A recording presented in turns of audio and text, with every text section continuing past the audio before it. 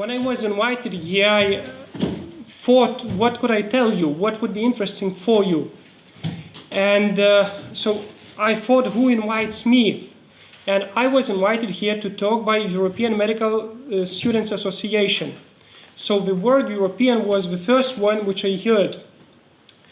This was the reason why today we are going to talk about European Union law and about legal aspects which could be useful for you in your practice. So in the first slide we see which subjects we are going to discuss today. First of all, the free movement of students. Now you all are students, and we will try to talk about the rights which you as European Union citizens have. Secondly, after several years you should become doctors. We will talk a bit about doctors' right to move freely within the European Union and about the legal aspects of the guarantees which you will receive from the European Union. And lastly, we will try to talk about patients' rights.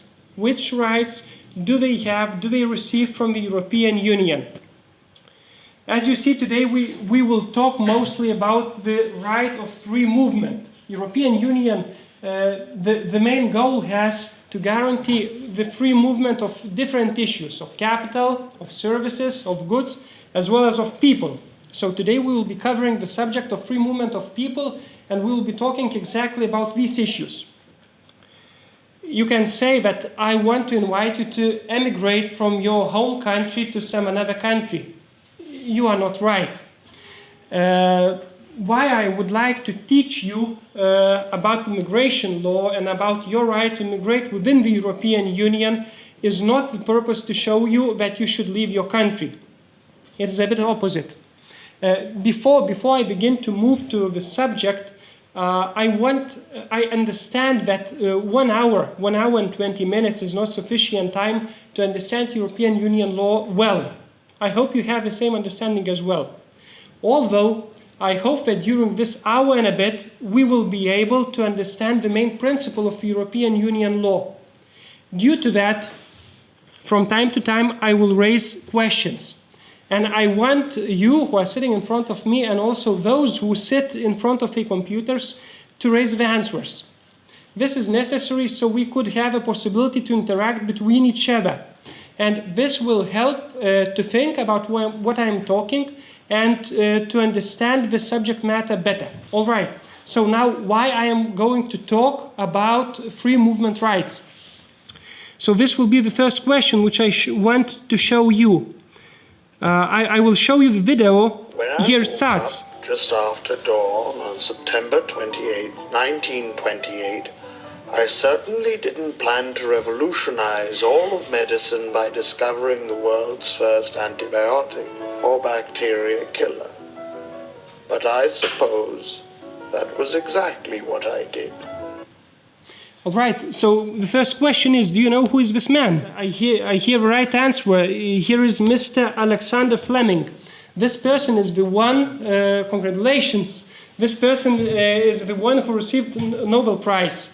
But do you know who were his successors, who were professors, who were working after him and who managed to have penicillin as we have right now and we can use in our daily life? I didn't know as well before this presentation, but I checked on the internet. They are Howard Florey and Ernst Chain. These two professors, one of them is Australian, another one was German. Before the Second World War, they found the possibility to move freely within the European Union. Mr. Howard Florey, he was from Australia originally, so he found the possibility before the Second World War, before the European Union, to move freely, to come to Europe and to go to Oxford University to work on finding penicillin. Now you will be taught how to move freely within the European Union, and at the moment to do this, it's much more easier than it was before the Second World War. These three guys, they used the right of free movement and they found penicillin. I hope that you will manage to discover something much more better than penicillin after our lecture and after getting in touch with European Union law. So this is my purpose, to give you a tool to find something great. All right, so my talk will consist of 3 parts. First of all, we will talk about student rights. doctor and workers' rights, and thirdly about patients' rights. If you have any questions, I would like to ask you to raise them after each part in order to have, as I said, that interaction and possibility to think what we are talking today here. So let me start with student rights. What rights do we have? Of course, we have the right to leave our home country and to enter another one. We have the right to be treated equally in the host as well as home state. We have the right to receive financial aid, and also we will talk a bit that certain quantity restrictions are possible when we decide to go to study to some foreign country. Okay, and now I want to, my presentation consists of certain cases. I will try to talk to you about the examples which people faced in their daily life while trying to use that free movement rights. And this will show how you should be treated, what rights do you have in your future if you would like to travel from the Lithuania or from your home country to some other country. So first of all, I would like to talk about De Hoop case. Mrs. De Hoop, she was a Belgian originally, but she went to France to take her secondary education there. After that, she came back to Belgium, and she had already a child. She went to state authorities and requested tied-over allowance for her dependent child. State authorities said that, well, you finished your secondary education abroad, but not in Belgium. This is the reason why we cannot give you tied-over allowance to your child. Mr. De Hoop said that, wait a minute, but you want to deter me from using free movement right. You say that I have no right to receive assistance from the state only on the basis due to the fact that I moved from my home country to another state. She went to the court and she won. European Union Court of Justice said that it is not allowed by the European Union law to treat the person who moved from his home country to another country in a different way than the person who didn't use his right of free movement. So she received tied-over allowance irrespectively to the fact where she finished her secondary education. All right, let's move to another example. Right to receive financial aid. As we are students, and if we go to a foreign country, of course, it's good to receive certain financial aid. And the question could be raised whether European Union law guarantees for us the right to receive financial aid as the students of certain country receives who are citizens in that country. And the answer is negative. European Union law does not guarantee for you the right immediately to receive certain financial aid, but there are certain circumstances under which you have the right to receive financial aid as normal student usually receives. Normal student, I mean that the student who are local citizens in certain country. So there is an interesting case, the Bedar case, where a young man who was a student, so Mr. Bedar, he was a student, and after 3 years of his studies, he asked to give certain scholarship for his studies. He was studying in Belgium. And Belgian authorities said that, well, you do not live always in our country, and at the moment you do not have a permission to live lawfully always in our country, so you are not on the same basis as other students are. And Mr. Bedar went to the court. He said, look, I'm studying in Belgium for 3 years long, and I'm asking for certain financial aid. They do not agree to pay it for me. I think that it is illegal. Why? Because I'm a foreign student, but I used my right of free movement, and I should be treated equally as the students in the host member state. He won.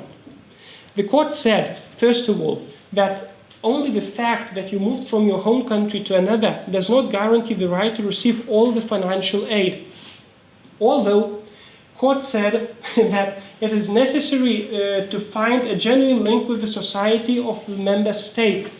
If there is that genuine link between the student and the member state, then you have a right to require the same financial aid. The question could be raised, so what is that genuine link between the student and the society? So in the Dar case, that genuine link was proved by studying in a certain country for 3 years long. Another example is which shows that genuine link between the student and the society is the fact that the student is a member of a worker's family. So for example, if you have a husband or a wife and you go both together to a foreign country and you go there for studying purposes and your wife or husband starts to work there, and at that moment you go and say, please give me certain financial aid because I am a student. And the fact that your husband or your wife or your mother or father is working in that country as a migrant worker shows that your family has a certain connection, certain link to the society where you moved. So if you are a member of a worker, you have a right to financial aid as the student who is a permanent resident in that state has. All right, let's move forwards.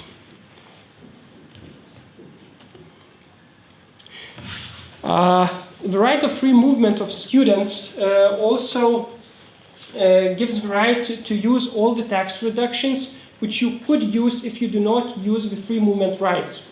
For example, there is such regulation in Lithuania as well, where if you have to pay university fees, the person who pays university fees has the right to reduce the income tax. The question was raised in Schwartz's case, where Mr. Schwartz went to study from Germany to Great Britain. He paid university fees in Great Britain and he wanted to reduce income taxes which he pays in Germany. Germany tax authority said, look, you moved to another country. You paid university fee in another country. If you want to receive any benefit from that, go to Great Britain and ask. Don't ask from us. He went to the court and he won. European Union Court of Justice said that a student could not be treated less favorably on the basis that he used the right of free movement. If you have the right when you are in your home country, you should not be, this right which you own already should not be denied only on the basis that you left your home country. So irrespectively to the place where you study within the European Union, you have the right to use tax advantages on the basis that you suffer certain costs. All right. And the last issue which I mentioned, there should be no limitations for foreign students who come from the European Union if they want to go to study abroad. And this case is related exactly to medicine students. Part of Belgium and France, of course, they speak French. And somehow it happened that it was extremely hard to get a place in France in medical school. What happened? Students who know French quite well, because it's their native language, moved to study to Belgium in French medicine. Belgian authorities mentioned that there are less and less places for Belgian students to study in their medical schools. What did they do? They decided to limit the number of students, of foreign students who could come to their school. And they said that only 70% of the places in the university will be limited to national students, and our other 30% of the places could be given to foreign students. Of course, French students were not happy. What did they do? They went to court. Did they win? No. In the court, they said that, well, here is a direct limitation on our right of free movement. They do not want to welcome us in Belgium. Not good. But Belgium state in that case said that, well, we have to have sufficient number of doctors in our state. This is the reason why we want to limit the number of students for our citizens, and, well, it is a bigger possibility that these students will remain in Belgium to work here. So certain limitations could be justified on the basis of public interest, public order, public health. They use the justification of public health. And European Union Court of Justice left for the National Court to evaluate whether it is necessary to limit 70% of the places of medical school. Although the general rule from the European Union Court of Justice comes that certain limitations could be set on the number of students for the nationals. I refer to European Union Court of Justice. So now I make a short pause from my presentation and I want to say what is European Union Court of Justice, all right? European Union Court of Justice is a European Union judicial institution which is responsible for the interpretation and application of European Union law. If national court has an obligation to apply European Union law, it may, on certain stages, it has an obligation to refer that question to European Union Court of Justice, and it gets the explanation how European Union law should be understood.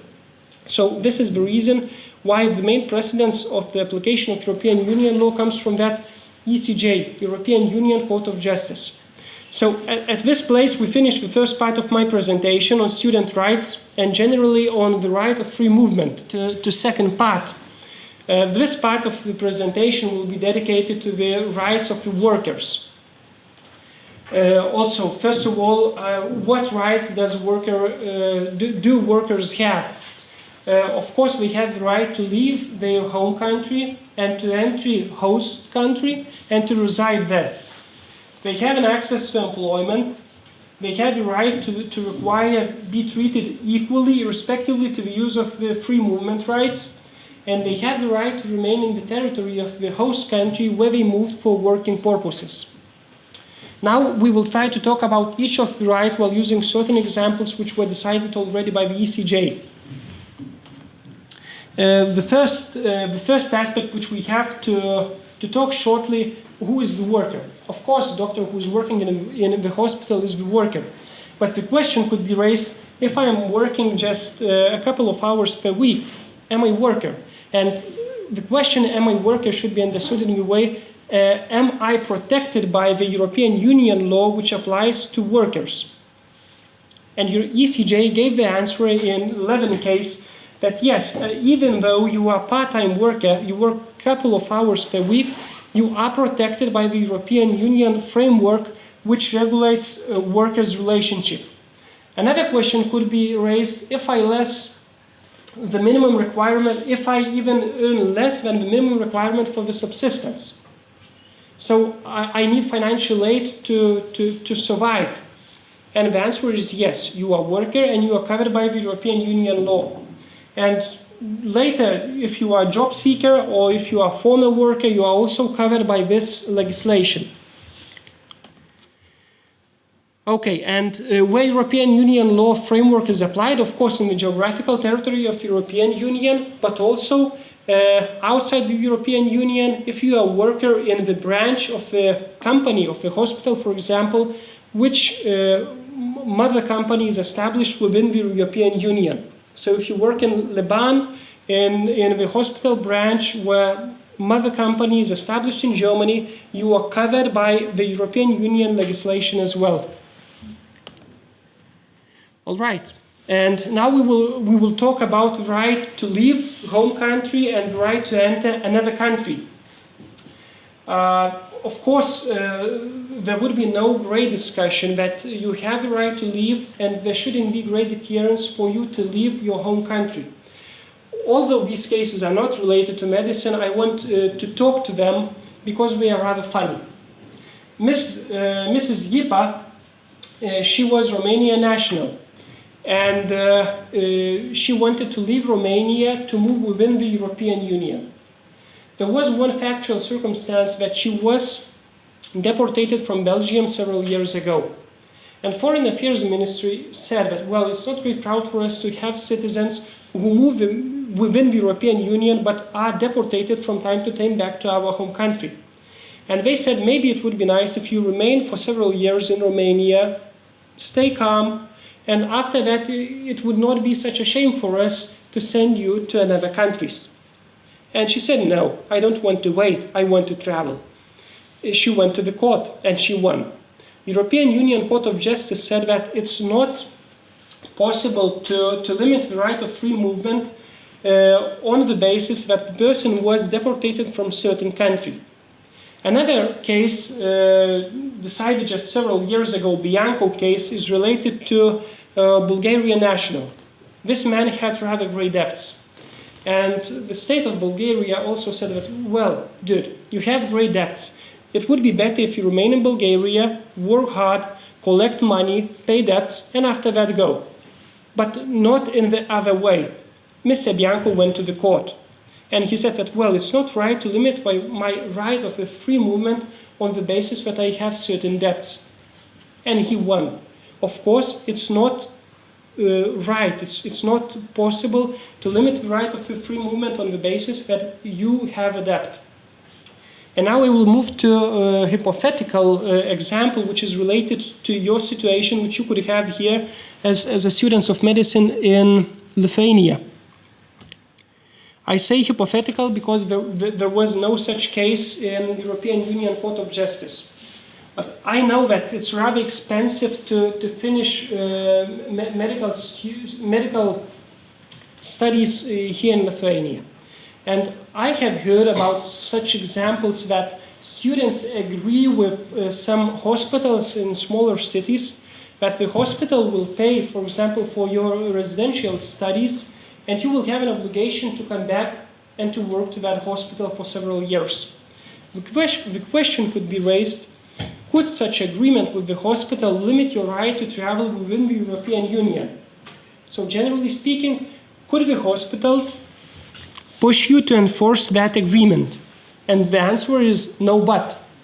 No, because you are really free to move within the European Union and any agreement could not limit this right. But that means that you may be obliged to pay the costs which that hospital or any other subject who supported your studies and gave certain financial aid suffered due to your studies. All right? So I do not want to give an advice for you to cheat, to say that I will remain, but after that I don't remain.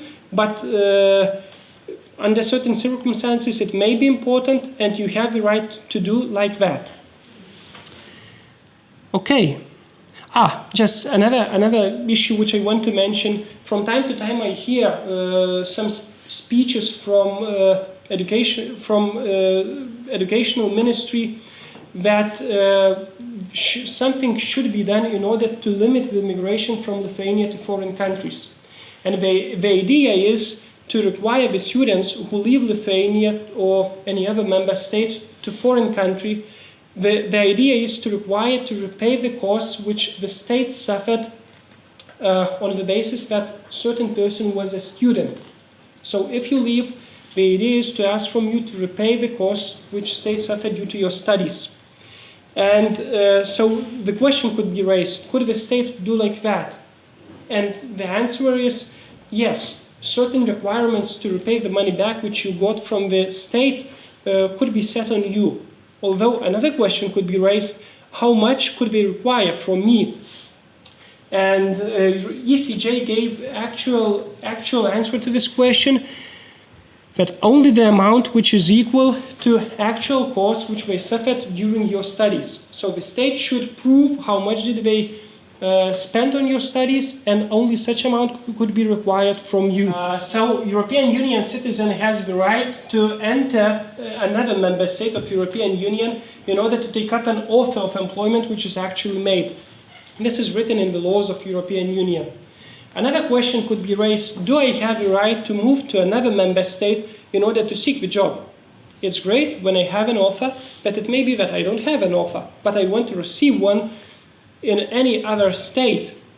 So do I have the right to move just to seek it? Yes, you have.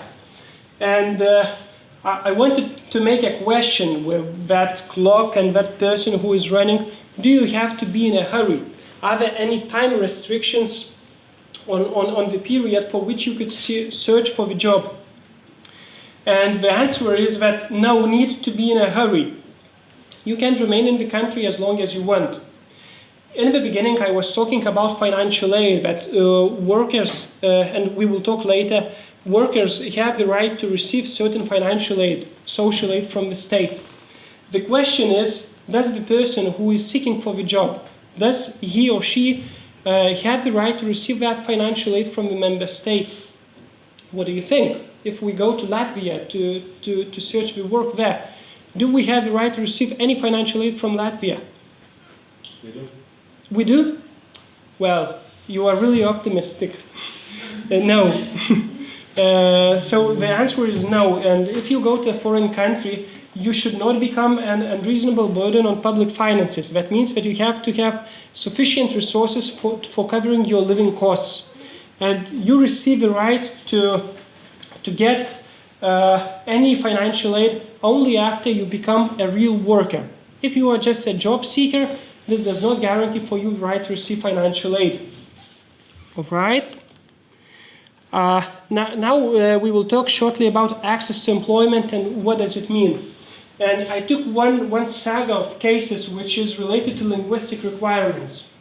A question could be raised, if I go to a foreign country, can foreign state or foreign employer require me to be proficient at certain language? And the first case in this line was Groningen case decided in 1989. In this case, Dutch national wanted to become a teacher in Ireland, and ECJ in this case decided if you want to teach, if you want to be a teacher, you have to know language quite well. And here they decided that there is a necessity to take a language proficiency test and to know the language well. So people were rather disappointed that due to the fact that if you want to move to a foreign country, you have to learn the language really well. Although they tried to fight and to find the solutions that maybe you could get the work without knowing the language quite well. Now we want to move to the third bullet, to the Mr. Heim case. Mr. Heim was a dentist. I do not remember exactly the state where he is from, but he wanted to work in Germany, and he was living rather close to Germany on the other side of the border in another member state of the European Union. Mr. Heim didn't know German quite well. And if you want to work as a dentist in Germany, you have to register yourself onto dentist list. He went there and he said, well, I would like to practice in Germany, please register me. And he received an answer that, first of all, you have to take a certificate that you know German language really well. You are proficient in this language. And Mr. Heim had two alternatives. He could go and study German, or he could go to the court. He decided to go to the court, and he won. He went to the court and said that when I am working as a dentist, I don't speak to my clients. Why? Because they can't speak at that time. And due to that, I do not need to be proficient in German. Court didn't agree with Mr. Heim totally. He said that, well, from time to time you will have a necessity to communicate with your clients before the surgery and after that. Although the court stated that it is not necessary to be proficient in order to work as a dentist. The court said that it is necessary only to have a possibility to communicate with state authorities, with dentist corporations, and with the clients, although it is not legally grounded to require from the dentist to know the language really well. So if you are a dentist and if you want to go to work in a foreign country, the rule is that you could not be required to be proficient at certain foreign language. And another issue in Angonesa case, in second bullet, is a really interesting issue. There was no dispute that at certain working place it was a necessity to know the language really well. I think that this was Italian case, and Italians they thought that there may be rather many people who know Italian quite well and who may occupy these working places. What they did, they made a rule. They made a rule that if you want to apply for certain working place, you have to be educated in Italian at certain region of Italy. Then one person who was a foreigner, Mr. Angonese, went to the court and said that, well, I know Italian quite well, but I think that it is a discrimination to require that I finish certain courses in Italian in exact place in Italy. So he went to the court and he won.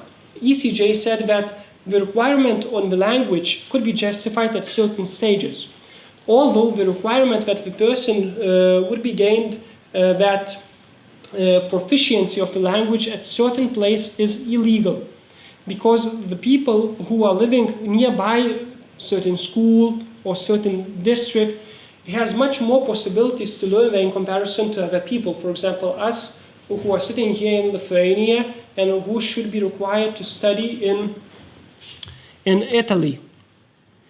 And just very short remark, employment officers, assistants, if you want to find the work, you have the right to go in the same Latvia and to ask an employment officers to be assisted and to help you to find the work. Now we will talk about family reunification. Although we can hear different ideas from European Union, what is family? Family is a real value of European Union. And European Union law guarantees the right for the unification of the family. So if the person who is a who is a citizen of a member state of European Union moves from one country to another, he has the right to take all his family together with him. So what is family? Under the judgments of the ECJ, of course, the spouse, registered partner, descendants who are under 21 or are dependent, and dependent relative in the ascending line. It's rather clear when we have a family where both parents are citizens of European Union. Although it's much more interesting situation, we can imagine that some of us fell in love with somebody from Turkey or with somebody from Russia. And they start to live both together in Lithuania. They work hard, but after some time they decide that it would be maybe much more interesting to have a great nightlife in London. And this is the reason why they moved from Vilnius to live in London. The problem comes, which one? The spouse who is not the citizen of the member of European Union has a permission to live in Lithuania, although he does not have permission to live in Great Britain. What does European law say about this situation? And the answer is that even though the spouse does not have the right to live in certain foreign country, the fact that his family member is moving to another country creates the right to that person to travel together with him and to come to that country. So this is the rule. Then we will be talking about the right to remain in the country. There will be really interesting examples of how it works when such family, for example, divorces while living in Great Britain. Whether that spouse who is from another state than member of European Union, does he have the right to remain in the country or not? So we will talk about this later. All right, and just shortly, the main requirement talking about the spouse to travel together is just to show that you legally entered certain country, certain member state of European Union. There was one case, McKenna case, where Mrs. McKenna had an identity card, and she was a spouse of the member of European Union, but the identity card expired. She went to cross the border and she received the answer, look, your identity card is not valid anymore. She went to the court that the expiration of a period of the identity card could not limit her right to move freely within the European Union, and she won the case. So although you do not have a valid identity card, you could travel with your spouse within the European Union as he is the worker. Now equality of treatment in the field of taxation. So here was a rather interesting case. A man had a house in France. I put this sign like the house would be on the coast of the Mediterranean Sea. I'm not sure that it was like that, but we could imagine. And he was working in Germany. And there was also certain taxation advantages that if you own real estate, you can reduce the amount of taxes which you pay to the state authorities. This person who owns the house in France paid taxes in Germany. He went to German tax authorities and said, hi everybody, I have a real estate in France, although I would like to ask for the reduction of the taxes which I pay for you. And they answered in the negative. Why? Because real estate is not in Germany. He went to the court and he won. And the court said that the person could not be discriminated on the basis where his real estate is situated. And generally speaking, the court compared the situation of somebody who lives always permanently in Germany and works there, and somebody who lives in France but works in Germany. And the court said that the situation of these two persons could not be different. They have to be treated in the same way. As German authorities treated those persons differently, this treatment was mentioned as illegal. And so this man won the right to reduce the amount of taxes which should be paid to the German authorities. And now I mentioned a bit about social advantages. So each worker, irrespectively to their nationality, has the right to receive many social advantages. I just go fastly through them. So for example, benefits guaranteeing minimum means of subsistence, the right to be joined by their married companion, low interest housing loans, interest-free loans, benefits for parents of large families, burial allowances, children care assistance, and leisure activities. Just, I want to mention one fact that European Union law does not create social advantages by itself. There is not so many social advantages in European Union law.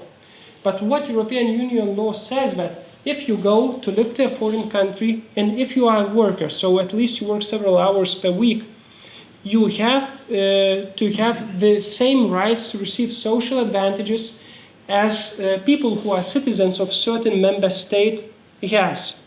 So if I decide to go from Latvia to this great country Lithuania to work here, and I want to receive those great social advantages which we have here, for example, scholarship in medical faculty, I am also the part-time worker, for example, in cafe, I have the right to require that scholarship. Why? Because I'm the worker, and other people who are working here has the right to receive certain advantages. As I am the worker, I should receive the same advantages as well. All right. Now the right to remain. So the question could be raised: if I go from Latvia to Lithuania, I work here several days, and after that I quit from my job. Do I have the right to remain in Lithuania? The answer is no.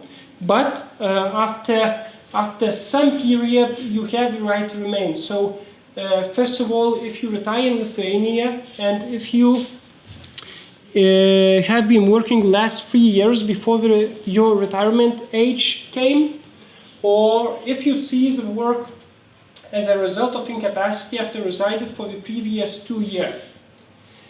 Much more interesting question is, what about family members? Do they have the right to remain together with you? And the answer is yes, they have the right.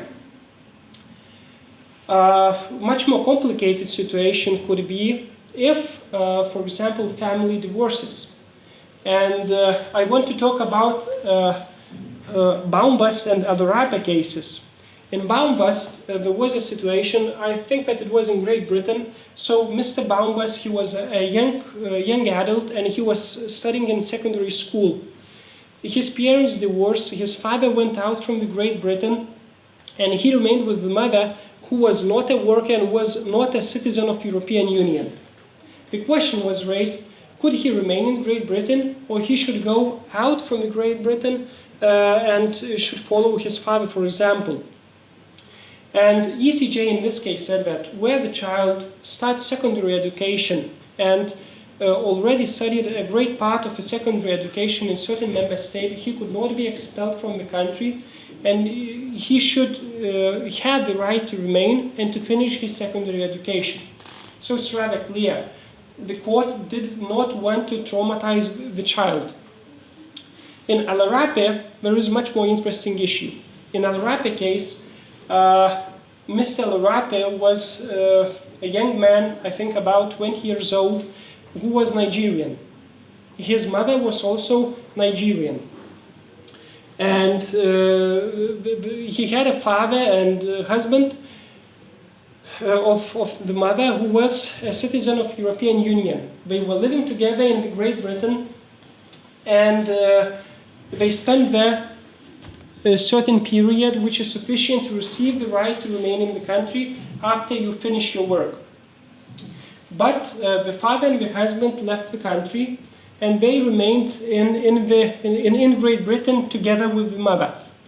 Mr. LL.M finished his university degree, I think at master studies, and he was invited to do PhD research in the University of Edinburgh. He received that invitation, and also he received the request to leave the country, as he is not the citizen of Great Britain and he is not the family member of the worker no more. He went to the court, of course, because he wanted to continue his PhD research, and he won the case. In the court, Mr. LL.M said that, look, I received the right to remain in the country, and this right does not depend on whether my father has this right later or he ceased of having this right. And the court said, yes, of course, that after the person receives certain right, he remains it, irrespectively to the fact whether his family members has this right later or no. And the same was said about his mother. So Mr. LL.M used the argument of education, that I am studying still in Great Britain, I would like to continue my education. His mother was doing nothing there, and her situation was much more harder in comparison to her son, because she just was in Great Britain, and her husband, who was the citizen of the European Union, left her there. But the court said, as she received the right to remain with her husband in Great Britain, irrespectively to the fact that her husband moved out from the Great Britain, she has the same right later. Okay, so these precedents about the right to remain in the country for family members. And I am going to the end about my talk about workers' rights. I know that the main part, the bigger part of the students in your faculty are ladies. So this slide will be dedicated especially to ladies and to prohibition on discrimination on the basis of pregnancy.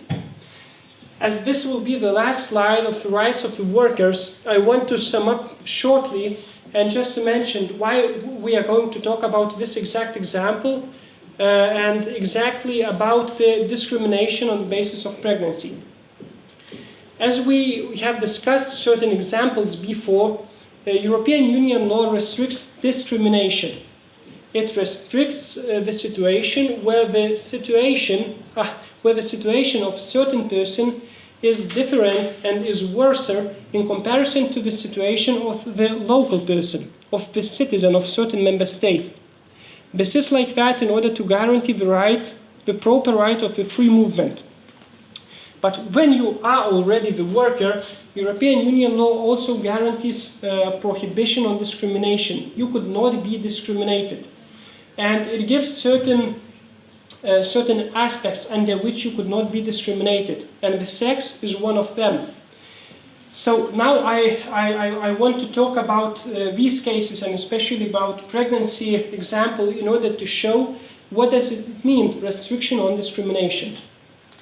So the first case is Marlborough case, and it's also a case related to medical profession. Mrs. Marlborough, she wanted to work in operating theater, and she was pregnant. She went to the conversation in order to receive the working place, and it was answered to her that as you are pregnant, you are not allowed to work in operating theater, and this is the reason why we reject your application. Why? Because if we hire you, we will have an obligation to find somebody who could change you. So it's much more comfortable for us to find somebody already who could just work without changing you. Mrs. Marlborough went to the court. She said that this was direct discrimination on the fact that I am a woman and that I am pregnant, and she won the case. ECJ said that in no matter it is not possible to discriminate the person and exactly the woman on the basis that she is pregnant. And if she fulfills the requirements, she should be hired. Another case is Webb case, and it's really funny case because Mr. Webb, he wanted to be compared to a pregnant woman. And the court had to decide the question, could a man be compared to a pregnant woman or not? And the situation was that Mr. Webb was ill for a long time, and he has no possibility to go to the work more than 100 days. And this rather similar regulation is in Lithuania that if you are ill more than a certain period, you can be dismissed. So Mr. Webb was dismissed, and he went to the court. And which argument he raised? He said that, look, woman, when she is pregnant and when she gives birth to the child, she has the right to remain at home for a certain period. I remained at home for even shorter period. Why did you dismiss me? And the court said that, well, it's really interesting argument. Although it's not legally based, you could not be compared to the woman who is pregnant. Why? Because you are a man. And he lost the case. Although European Union law requires certain equality, women has priority in this stage. The pregnancy is, I think, the only one aspect between men and women where women receive certain advantages in comparison to men. All right, Tele-Denmark case, it's rather a funny case. In Tele-Denmark, the company wanted to hire a person for half a year, from the 1st of July till the end of the year. And they wrote an advertisement that we are looking for somebody who could work for 6 months. And one lady answered that I would like to work for you.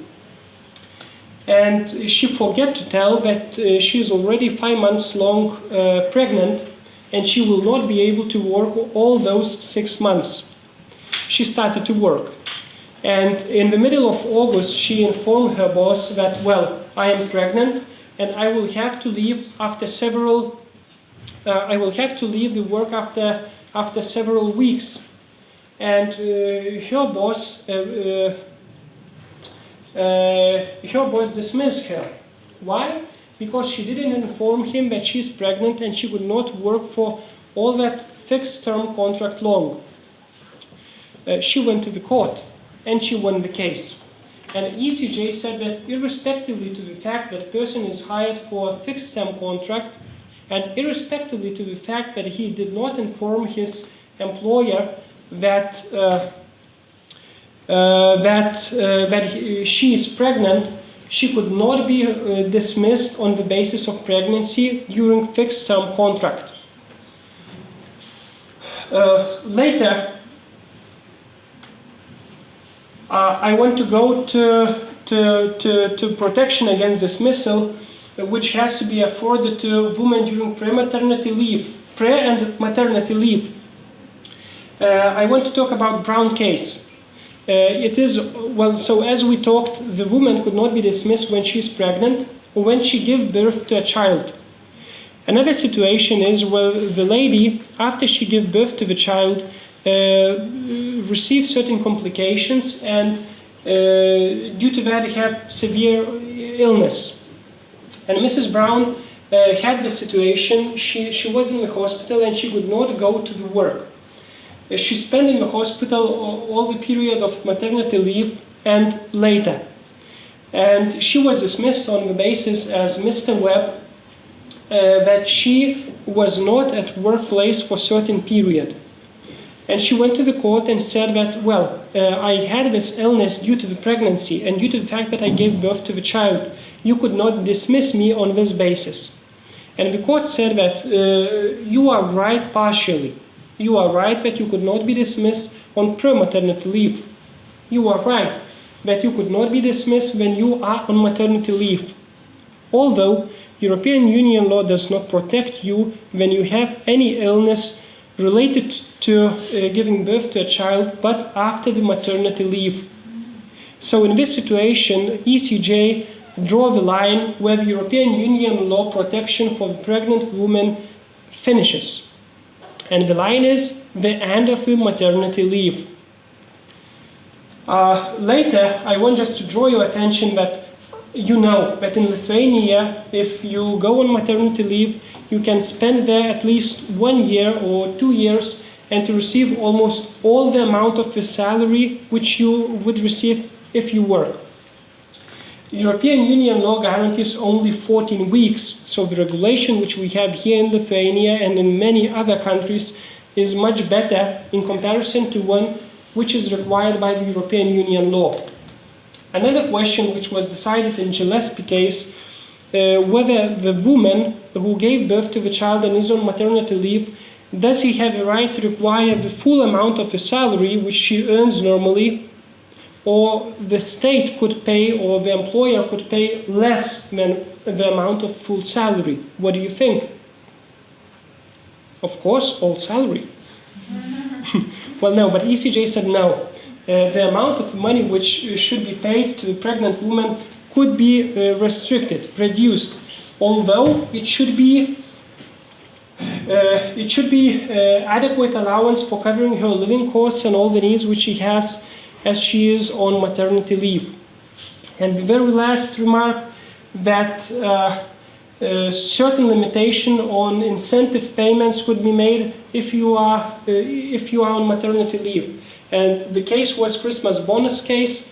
In the working place where Mrs. Levin was working, employers received a certain Christmas bonus in order, so this was the company where they were working wanted to encourage them to work better in the future. And as she was on maternity leave, she didn't receive one, and she went to the court, and she lost. Why? The court said that yes, pregnant women who are on maternity leave are protected, although this protection is not absolute. And here was the example where the court said that you do not work at this time, it is not known whether you will continue your work or not, and the employer wants to encourage you to work better, but it is not known whether you work later or not. So Christmas bonus could be limited if you are on maternity leave. So when we are talking about right of the patients, general principles of the regulation within the member states of the European Union are two: solidarity and territoriality. What does it mean, solidarity? Solidarity means that respectively to the fact how much you spend on your social insurance, you will receive medical treatment which is necessary for you. So it means that you do not pay sufficient amount, but the state and other people who pay more will support you. This is the principle of solidarity. Territoriality is related to the first one. Territoriality means that where could I receive medical treatment? And normally I can receive medical treatment in the hospital which has certain agreement with my social insurance authority in certain member state. So if I am a Latvian and I pay social insurance payments for the state of Latvia, I should be treated normally within the jurisdiction of Latvia in hospitals which are located in Latvia.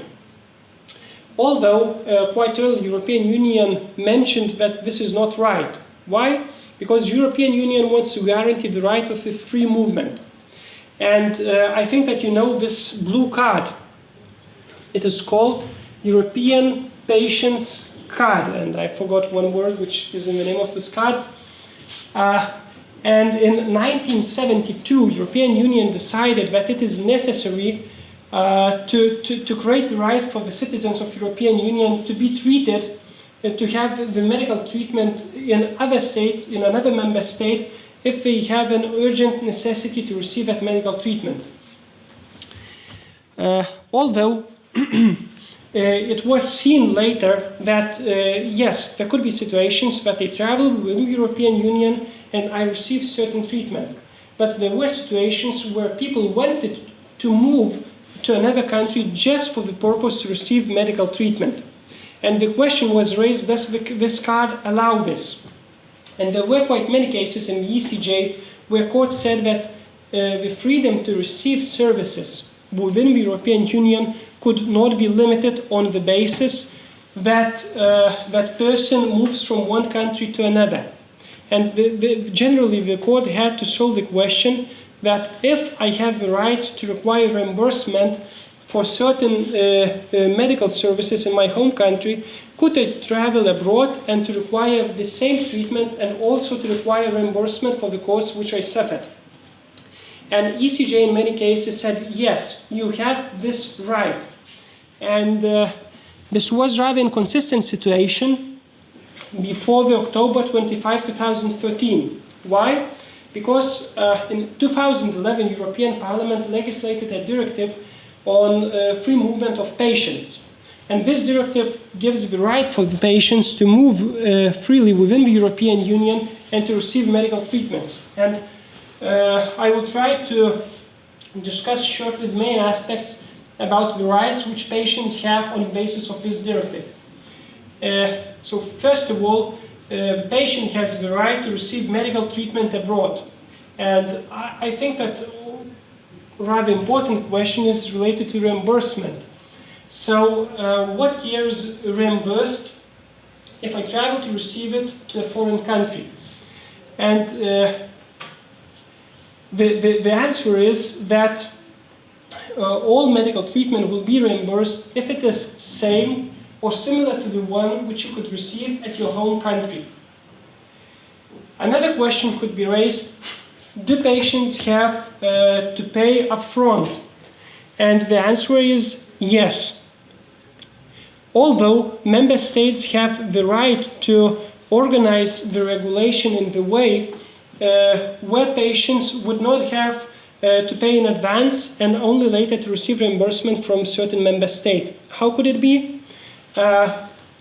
Member states has the right to arrange prior notification system. That means that if a patient wants to move abroad, he should go to his home member state authority to say that I would like to receive certain treatment abroad, and on this basis, would you give me reimbursement for the cost which I suffer there? So member state, first of all, can say, yes, we'll give you a certain amount of money for this medical treatment. And later, what second step which member states can take, then can arrange a regulation that the person should not pay anything on his own, but the state would pay directly to another member state where the patient wants to go and to receive medical treatment. As I know, in Lithuania at the moment, there is no such possibility. If you want to be treated in a foreign country, you have no right to receive payment in advance from the state to certain hospital, to certain state. So what Lithuanians have to do if they want to be treated in another country, they have to pay in advance and only after that require reimbursement in Lithuania when they come back. And another question is, can reimbursement be refused? And the answer is yes, if the medical treatment which you receive is not similar or the same which you could receive in your home country. So if certain medical treatment is not for free at your home country, you cannot require the member state to pay for that treatment when you get it in foreign country. All right. And prior notification. That means that member state has certain limited right to require for the patient to get prior notification from the member state before leaving to receive medical treatment. So general rule is that if you have a necessity to have medical treatment, you can go abroad and receive it. Although at certain stages the state has the right to require prior notification. And generally speaking, it is related to some serious medical treatment. So for example, if there is a necessity to have overnight hospital accommodation, or if some highly specialized medical infrastructure or equipment will be used for your treatment, or if there is great risk for the patient, so the member state could require, first of all, to get prior notification from a certain member state. Yes, but this is the exception, and European Union says that here should be only exceptional cases where member state requires this prior notification. And another issue is how fast the member state should give that prior notification for you to leave the country and to go to be treated into a foreign country. So the directive from European Parliament says that it should be medically justifiable time limit, so rather fast. And the last issue is that cross-border prescription should be recognized from one member state into another. And the very last issue which European Union wants to guarantee is the cooperation between the member states in the level of medical treatment. And there are several suggestions. So first of all, the European Reference Network, and it works already right now, where medical treatment institutions could communicate among each other, and now it covers certain rare diseases. Later, European Union invites different countries to join e-health system. That means that data about the patients which are treated in foreign countries would be online, so the different member states could check when it is necessary what treatment was given for certain patient in different member states. And the last, health technology assessment. Here, European Union invites different member states to collaborate, to cooperate together in the assessment of the technology which is used for the medical treatment. To be honest, that's it about students, workers, and patients' rights. The very last slide is freedom of movement. So European Union law guarantees the free movement, and it attempts to guarantee to all the groups of our society. And as we talk today, first of all, to students, to workers, and to the patients. So thank you for your attention.